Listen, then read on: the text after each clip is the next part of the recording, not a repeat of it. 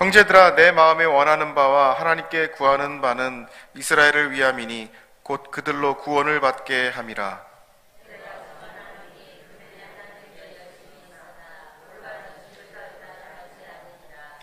하나님의 의를 모르고 자기의 의를 세우려고 힘써 하나님의 의에 복종하지 아니하였느니라.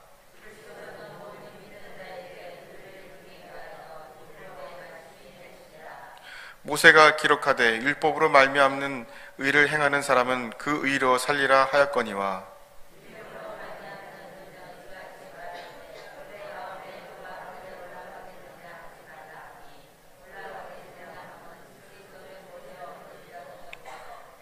혹은 누가 무적행에 내려가겠느냐 하지 말라 하니 내려가겠느냐 함은 그리스도를 죽은 자 가운데서 모셔 올리려는 것이라.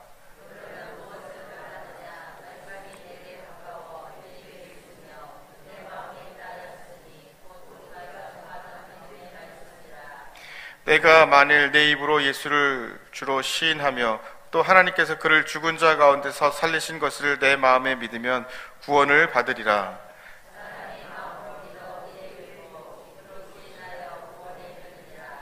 성경에 이르되 누구든지 그를 믿는 자는 부끄러움을 당하지 아니하리라 하니,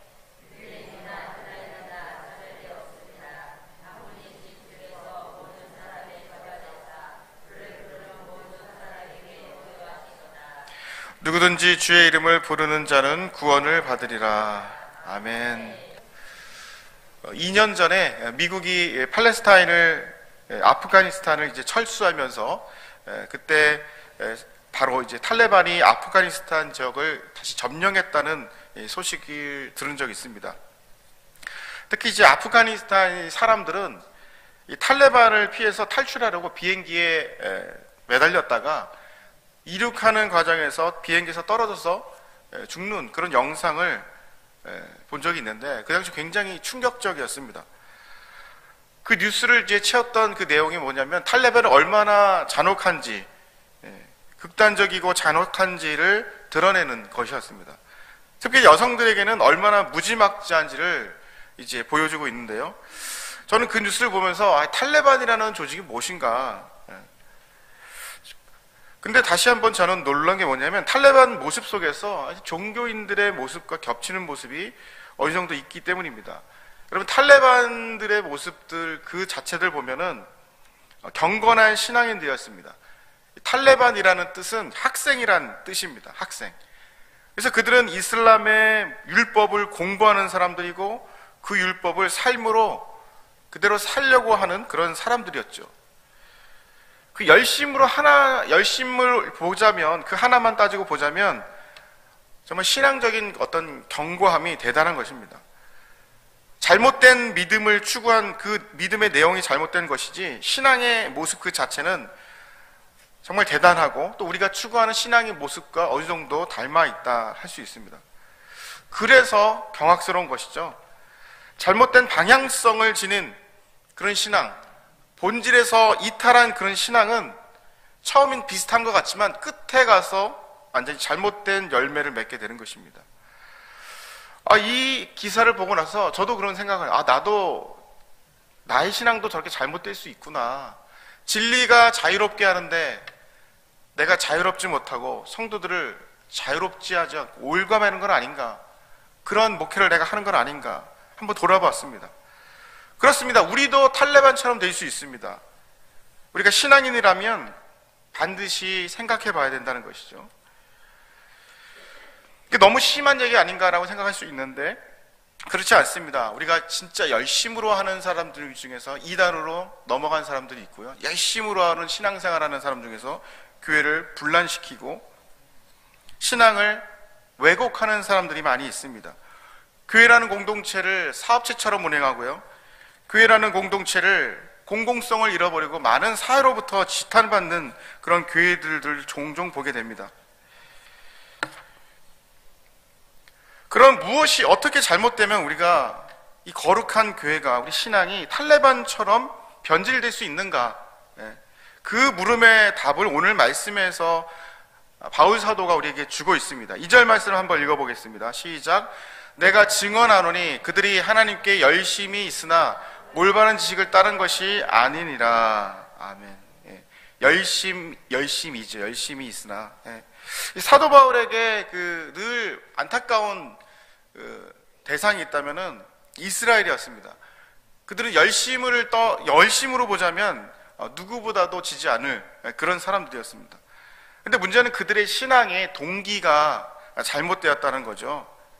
그들의 신앙이 탈레반처럼 경건한데 가짜인 이유는 올바른 지식을 따른 것이 아니기 때문입니다. 올바른 지식을. 여러분, 신앙에서 정말 중요한 것은 열정이 아닙니다. 열정이 아니에요. 올바름입니다. 올바르게 내가 믿는 거. 그래서 우리가 매년 10월 30일마다 종교개혁주의를 우리가 지내지 않습니까? 우리가 한국교회는 대부분 지냅니다. 그걸 보면서 내가 개혁해야 될 부분이 무엇인가? 복음에서 시작해서 믿음에서 시작해서 믿음으로 끝내야 되는데 복음에서 시작해서 내가 율법으로 나가는 건 아닌가?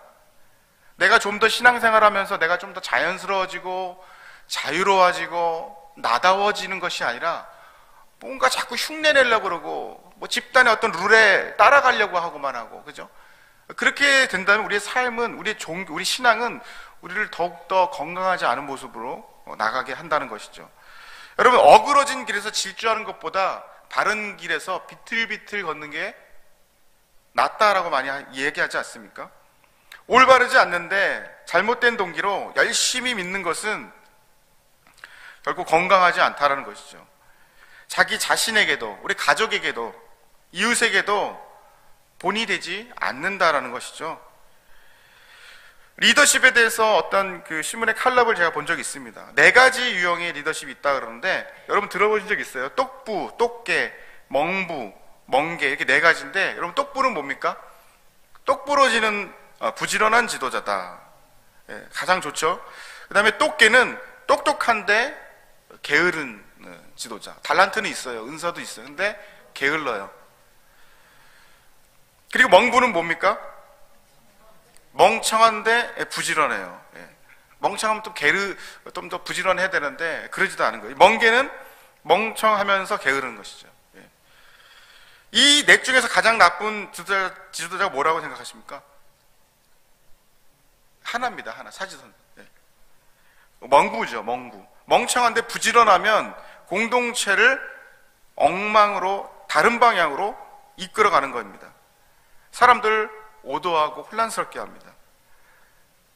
멍청하고 게으른 지도자. 멍게는 사고라도 안 치지만 멍부는 그야말로 큰 사고를 치게 되는 것이죠. 그것이 리더십에만 적용되는 것이 아니라 우리 개개인 신앙에게도 적용이 되는 것이죠. 정말 건강하지 않은 신앙은 멍부입니다. 멍청한데 내가 배우지도 않고 성경을 읽지도 않은데, 그죠? 내 자신을 들여다보지도 않으면서 열심히 하는 거예요. 열심히 비판하고 열심히 뭔가를 움직이는 것이죠. 책을 안 읽는 거예요. 성경을 안 읽는 거예요. 뭔가 우리가 깨달음이 있어야 되는데 바른 지식이 있고 깨달음이 없이 그저 열정만 가지고 하게 되면 많이 다칩니다. 이단에 빠져서 헤매는 사람들, 신천지 봅시오. 얼마나 부럽습니까? 저렇게 어떻게 단결할 수 있을까? 대단하지 않습니까? 열정이? 근데 여러분 다 아시다시피 그들은 잘못된 열정, 가정을 파괴하고요, 자신의 개인적인 삶을 어그러뜨리고 파괴시켜버리는, 공동체, 이 사회에서의 공공성을 흩어버리는, 믿지 않는 사람들이 봐도 눈을 찡그리는 그런 행태로 가는 것이에요. 그래서 우리가 우리 스스로 객관화시킬 필요가 있습니다. 상담을 받아야 되고요, 또 교회 컨설팅을 받아야 되고요. 이런 것들이 필요 없는 게 아니에요. 그런 게 다 필요해요. 그렇다면 우리가 어떤 방향으로 가야 합니까? 신앙은 당연히 하나를 택하자면 똑부입니다. 똑부. 따라합시다. 똑부. 예. 올바른 지식을 따라 열심히 믿는 것. 바로 그것이 참된 신앙이죠. 여러분, 저와 여러분 모두는 신앙의 똑부가 되시길 바랍니다. 올바른 믿음을 만드는 올바른 지식. CCC에서 말하죠. 바른 믿음이 있어야지 그 다음에 감정과 체험이 따라온다. 감정이 앞서면 안 돼요. 그죠? 올바른 지식이 있어야지 우리 신앙과 그 나머지 삶이 따라오는 거예요. 체험 중심적이 아니라 내가 올바른 고백이 있어야 된다는 것이죠. 이스라엘의 경우에는 율법의 말씀, 그것을 열심히 지켰습니다. 굉장히 열심히였습니다. 그 열심만으로는 1등이에요. 그래서 스스로 의로운 사람이 되는 거, 열심인데 그것이 잘못된 율법이 작동함으로 말미암아 내가 스스로 의로운 사람이 돼요. 여러분 다 아시다시피 스스로 의롭게 됩니까? 십계명 하나 다 지켜갖고 의롭게 되는 사람이 있습니까? 하나만 어겨도 우리는 의롭지 않아요. 그들은 스스로 의로운 사람, 열심히 율법을 행해서 스스로 의롭게 되는 사람이 의롭게 되는 것이 바로 올바른 지식이라고 얘기했습니다. 그래서 바리새인들은 자신의 행위들을 많이 이렇게 드러내는 걸 좋아했습니다. 번쩍번쩍해요, 업적이. 근데 그들이 믿는 건 정말 올바른 지식일까요? 3절 말씀을 읽어보겠습니다. 3절 말씀 시작. 하나님의 의를 모르고 자기의 의를 세우려고 힘써 하나님의 의에 복종하지 아니하였느니라. 아멘. 은혜, 그 의에 하나님의 의, 그죠? 자기의 반대지 않습니까? 그들은 올바른 지식이 아니라 하나님의 의를 모르는 어리석음이었고 하나님의 의에 복종하지 않은 자기 열정, 자기 열심, 그런 것이죠. 그래서 진짜 올바른 신앙을 만드는 그 올바른 지식이란 무엇인가? 이 4절 말씀입니다. 제가 한번 읽어보겠습니다. 시작. 그리스도는 모든 믿는 자에게 의를 이루기 위하여 율법의 마침이 되시니라. 이 믿음이 예수 그리스도로 시작해서 예수 그리스도 끝나지 않으면 율법주의로 바뀐다라는 거예요. 예수 그리스도. 우리가 신앙을 시작할 때 예수 그리스도로 시작을 해요, 대부분. 새가족 교육할 때도 예수 그리스도를 믿음으로써 우리가 구원받는 걸 알고 있습니다. 근데 신앙생활을 하면 할수록 내 의, 그죠? 내 의가 자꾸 이게 들어가는 거예요. 조금씩 들어가요. 그러면서 결국 하나님 앞에 섰을 때는 제가 이 땅에서 뭘 했습니다. 내가 왜 너를 구원시켜야 되냐? 제가 그래도 이만큼 했지 않습니까? 이만큼 헌금을 하고 이만큼 봉사를 하고 이만한 직분을 가지고 이런 일을 이루었지 않습니까? 우리가 하나님 앞에 설 때는 이런 모든 것들은 아무것도 아닌 거예요. 오직 뭐예요? 예수 그리스도의 십자가인 거죠. 내가 하나님 앞에서 구원을 받을 수 있는 근거는 단 한 가지인 거예요. 믿으시기 바랍니다. 너무 당연해서 여러분 아멘 안 하셔도 됐습니다. 예수 그리스도를 통해서만 내가 의롭게 되는 것, 시작과 끝이 예수 그리스도여야 된다는 것, 이것을 지금 얘기해 주는 거죠.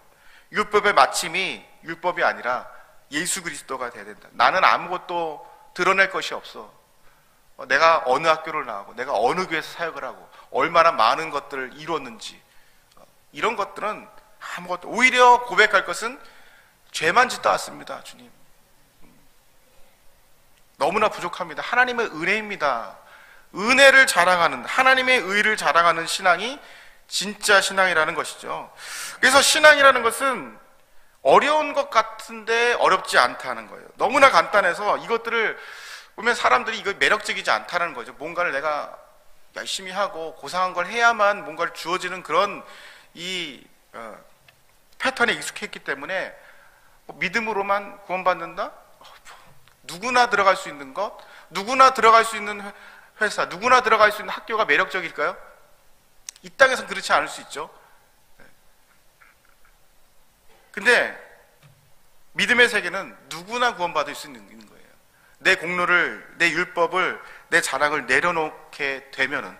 근데 그것이, 이게 굉장히 어려운 것이거든요.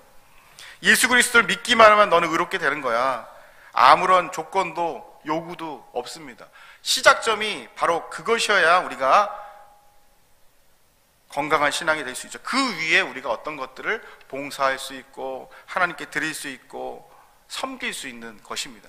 그것이 없게 되면 내면이 어떻게 됩니까? 뭘 해도 자꾸 부족해요. 더 해야 되는데. 이게 뭐예요?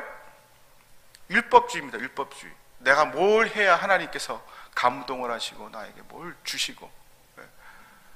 하나님에 대한 이미지가 그런 이렇게 착취하시고 내가 뭐 이만큼 줬으니까 이렇게 주겠다 뭐 이렇게 거래하시는 분이 아닙니다. 하나님은 넉넉하신 분입니다. 넉넉하신 분. 언제든지 아빠 하면서 달려갈 수 있는 분, 우리를 자유롭게 하시는 분. 내가 너 이렇게 했으니까 이렇게 주겠다. 버튼 누르면 이게 뭐 자판기에서 커피가 쭉 내려가는 거 있잖아요. 그런 식의 자판기식 신앙은 가짜 신앙인 것이에요. 평생 율법을 통해서 행함으로 의롭게 되려고 애쓴 사람, 몸부림쳤던 사람 바울 사도가 지금 살아보니까 내가 그것이 아니라는 걸 알고 나서 지금 예수 그리스도를 믿음으로 의롭게 된다는 것을 피를 토하면서 지금 얘기하는 것입니다. 단순히 진리 발견, 이런 단순한 이런 확실한 이 보배와 같은 진리는 어떻게 보면 참 매력이 없고 허탈하죠. 아니 이렇게 쉬운 거를 내가 그동안 뭐 그렇게 구원받으려고 완벽을 추구해야 뭔가 그 하나님께서는 나에게 구원을 하사하시는 그런 분이라고 내가 왜 생각했던가. 스스로를 너무나 어리석게 생각했던 것이죠. 이렇게 쉽고 분명한데, 그래서 복음이 될 수밖에 없는데 왜 그토록 모르고 나는 왜 이렇게 힘겹게 살아야만 했을까. 그러면서 자신과 동일하게 살아왔던, 지금도 그렇게 살아가는 유대인들을 보면서, 이스라엘을 보면서 너무나 안타까운 말씀으로 이 말을 하는 거예요. 사실 신명기 말씀을 약간 패러디하면서 얘기한 건데요, 6절과 7절 말씀이 이렇게 나오고 있습니다. 믿음으로 말미암는 의인은 이같이 말하되 내 마음에 누가 하늘에 올라가겠느냐 하지 말라 하니, 올라가겠느냐 함은 그리스도를 모셔 내리는 것이요, 혹은 누가 무저갱에 내려가겠느냐 하지 말라 하니 내려가겠느냐 함은 그리스도를 죽은 자 가운데서 모셔 올리려는 것이라. 그러니까 갑자기 하늘이 나오고 뭐 무저갱이 나오고 뭐 이런 얘기가 나오니까 무슨 얘기인가 싶은데, 이게 다 신명기에 있던 말씀이거든요. 이 모세를 통해서 강조했던 말씀인데, 한마디로 이 명령, 이 진리의 말씀, 이 복음은 그렇게 어려운 것이 아니다. 특별한 어떤 일을 해야만이 하나님께서 우리에게 주시는 어떤 대단한 뭔가 특별한 것이 아니라 누구에게 쉽게 다다를 수 있는 은혜다라는 것입니다.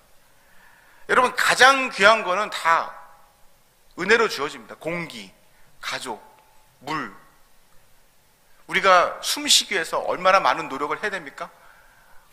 숨쉬는 거 은혜 아닙니까? 그죠? 우리가 아버지와 부모님과 자녀와의 관계도 그렇습니다. 뭔가를 굉장히 너 열심히 뭘 청소해야지 밥을 줍니까? 뭘 가서 이렇게 뭘 공로를 쌓아야지 옷을 사주십니까? 아버지가? 이미 받은 말씀, 내 마음에도 있고 내 입술에 있는 것, 그걸 그대로 행하면 된다. 하늘에 올라가서 이룰 수 있는 것도 아니고 무적행 깊은 바다를 건너서 그래서 기어코 구할 수 있는 것도 아니다라는 겁니다. 네 마음에 있다. 입술에 있는 그 말씀을 고백하고 행하면 된다. 이 명령이죠. 이게 예수 그리스도를 주로 믿음으로 말미암아 의롭게 된다는 것을 이제 바꿔서 얘기한 겁니다. 그래서 사도 바울은 성경에서 가장 보배와 같은 그 말씀 중에 하나인 이 구원에 대해서 가장 확실하게 요약을 해주는데, 기독교 최초의 신경이라고 할 수 있는 오늘 말씀 9절과 10절 말씀인데요, 되게 중요한 말씀인데 다 함께 읽어보겠습니다. 시작. 내가 만일 내 입으로 예수를 주로 시인하며 또 하나님께서 그를 죽은 자 가운데서 살리신 것을 내 마음에 믿으면 구원을 받으리라. 사람이 마음으로 믿어 의에 이르고 입으로 시인하여 구원에 이르느니라. 아멘. 이 구원에 관련해서 우리가 너무나 분명하고 확실한 말씀입니다. 하나님께서 우리에게 축복을 주시는 것도 마찬가지예요. 하나님과 이 자녀, 아버지와 이 자녀 가운데서 하나님께서 은혜롭게 주시는 것이 바로 축복이죠. 뭘 애쓰고 뭘 이루고 뭘 해드려야만 우리에게 주시는, 하사해 주시는 것이 축복이 아닙니다. 구원도 마찬가지죠. 아주 그냥 사이다 발언을 하고 있습니다. 사도 바울이 모호한 거, 애매모호한 거, 그것들을 완전히 한 번에 시원하게 해결해 주는 말씀이 바로 이 말씀입니다.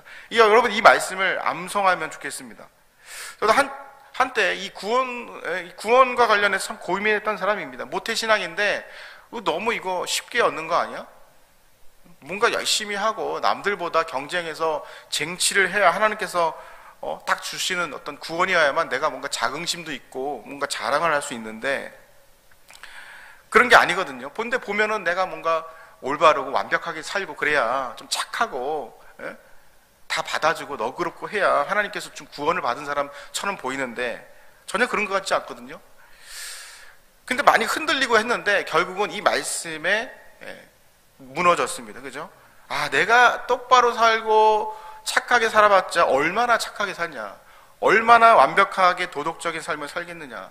내가 그것으로 말미암아 내가 구원받는 게 아니라 하나님께 주신 그 구원으로 말미암아 주어진 정체성으로 이 땅에서 그렇게 살고자 기쁨으로 애쓰는 것이다 라는 거죠. 이게 이제 비슷한 말씀 같은데 굉장히 이제 달라요. 순서가 달라지면 율법주의자가 되는 거예요.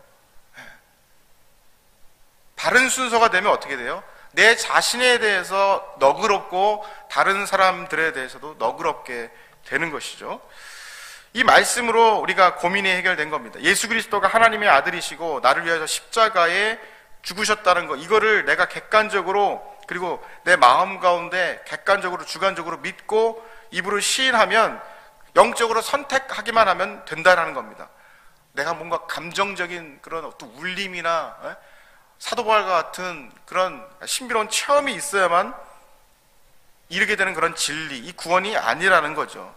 사도 바울이 얼마나 완악했으면 그런 체험을 주겠습니까? 그죠? 그런 체험 없이 이렇게 부드럽게 되는 것이 은혜인 거예요.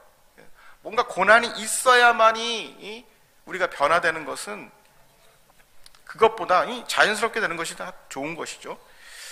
감정이나 체험, 현상이나 삶의 모습을 가지고 흔들릴 수 없습니다. 내가 보니까 어저께 산 거 보니까 구원 못 받을 것 같아. 오늘은 좀 구원 받을 것 같네. 오늘은 내가 좀 선행을 행했어. 근데 저 사람 내가 밥 사줬거든. 내일은 내가 보니까 기분이 안 좋을 것 같고, 내일은 저 사람과 싸울 것 같아서 구원받기 좀 힘들 것 같아. 여러분, 구원이 그렇게 변덕스러운 그런 겁니까? 구원이? 확실한 겁니다. 그렇기 때문에 우리가 다시 돌아갈 수 있는 거예요. 다시 시작할 수 있는 거예요. 어제 내가 구원받은 자처럼 못 살았다면 오늘 내가 살 수 있다. 희망이 있는 거 아닙니까? 이것이 바로 올바른 믿음이에요. 올바른 진리인 거죠. 그것이 우리를 자유롭게 하는 거예요. 신앙생활을 하면 할수록 우리가 자유로워지고 나다워지는 것입니다. 나다움을 뿌겨버리고 집단에 뭔가 내가 함입돼서 그것을 신앙이라고 생각하게 되면 그건 텔레반과 같은 신앙이라는 것이죠. 올바른 믿음은 세 가지가 절대로 없습니다. 첫 번째로 불안과 두려움. 그래서 피곤하지 않아요. 더 열심히 해야 되는데 자꾸만 착취질하는 거죠. 뭔가 내 안에 자꾸 뭔가 시켜요. 이만하면 됐는데 더 하라고 그래. 뭔가 피곤하죠. 구원받은 자로서 주님의 은혜에 대한 감사, 거기서부터 시작하는 봉사와 신앙생활이 우리를 더 자유롭게 하는 거예요. 다른 사람들도 너그럽게 하는 거죠. 우리가 완벽하지 않아도 된다는 것이죠. 두 번째는 거짓과 속임에 미혹당하지 않습니다. 수많은 영적 악한 것들이 미혹하고 노략질하는데 대부분 이 이단과 거짓 종교들의 공통점은 뭐예요? 딱 하나를 얘기하자면 율법주의입니다. 그들의 삶은 굉장히 헌신적이에요. 뭐 저 정도로 너무나 본받고 싶다랄 정도로. 근데 딱 파헤치면은 이렇게 바쳐야 하나님께서 구원을 주신다. 너희 자녀가 뭐가 잘 되고. 이거는 다 율법이거든요. 하나님께서 우리의 필요를 정확히 아시고 그 정확한 때에 하나님께서 우리에게 복을 내려주시는데 그것을 신뢰하면서 하나님을 더 사랑하고 하나님과 친밀한 그 사귐 가운데 나가는 것이지, 하나님이 뭐 요술램프 진입니까? 얼마나 문질러야지 복을 주십니까? 마치 버튼 눌러서 자판기에서 커피 뽑는 것처럼 신앙을 너무나 입맛에 맞게 소비자 복음으로, 건강과 부의 복음으로 바꿔놨습니다. 그런데 올바른 믿음은 그러한 메커니즘에 절대로 속아나지 않습니다. 확실한 구원을 받았는데 하나님께서 그렇게 후하게 주셨는데, 구원을 죄인인데도 불구하고 독생자 예수를 우리에게 주셨는데 다른 거 주시지 않겠습니까? 너무나 후하신 분이에요. 너무 인색하시고, 그래서 내가 하나님 앞에 이쁨 보여야 하고 그래야만 그 복을 주신 분이 아니라는 것이에요. 이 세 번째, 마지막입니다. 영적 교만에 빠지지 않는다. 내가 잘나서 구원을 받은 것이 아니다. 내가 믿음의 가문이었기 때문에, 내가 큰 교회를 다녔기 때문에, 내가 어떤 직분을 했기 때문에 하나님께서 구원을 주시는 것이 아니다. 그냥 마음으로 믿고 입으로 시인했을 뿐인데 그걸 자랑하는 사람이 있습니까? 내가 마음을 시인할 때 멋있게 했어. 입으로 더 크게 시인했어. 남들 앞에서 시인했어. 자랑할 수 있습니까? 그걸? 똑같은 거예요. 우리의 의는 아무것도 자랑할 수 없다는 거죠. 파면 팔수록 뭐가 나옵니까? 먼지만 나오죠. 얼마나 부끄러워. 더 숨고 싶지. 저도 하나님께서 은혜로 세워줬으니까 여기서 말씀을 전하지 까보십시오. 저 인간 목사 맞아? 이렇게 될 거예요. 하나님께서 가려주시고 말씀을 전하고 은혜 주실 때까지 말씀을 전하는 것이죠. 올바른 믿음의 사람은 그래서 결코 교만할 수 없습니다. 나는 완벽해. 너는 이렇게 살아. 이렇게 전하지 않아요. 나도 부족한데 나도 함께 우리 모두 이렇게 살아갑시다. 이렇게 말씀이 나가는 거죠. 말씀을 맺겠습니다. 여러분, 올바른 믿음, 그것이 중요하다라는 것이죠. 올바른 믿음. 이거 완벽한 믿음과 달라요. 올바른 방향성, 올바른 시작과 끝, 예수 그리스도죠.